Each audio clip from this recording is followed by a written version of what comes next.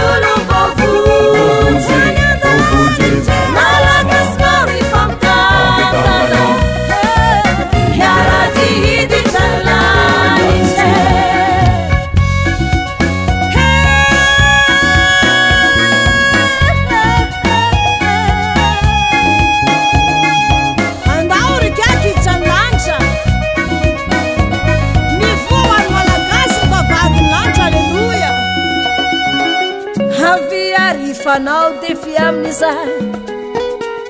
satana sy ny olombovonjy izao no izy sehoany zanak'Andriamanitra andravany asa ny devoly mivorinareo mpaminany ny bala rasay aza misalasala handao sikakatsiriteny-bohitry Hanisigahanao defi rasainareo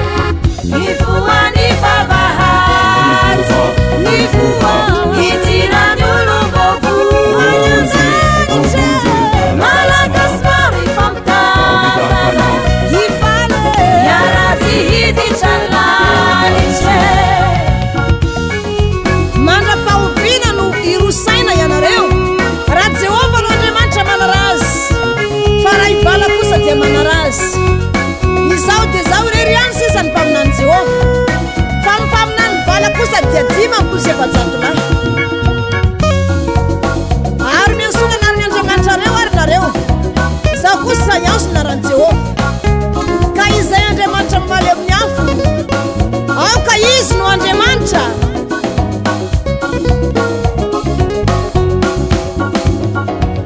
Ravaony alitarany bala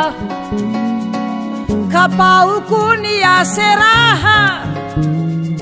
haringana avokoa ny mpanompony maneky fa Jehova no Andriamanitra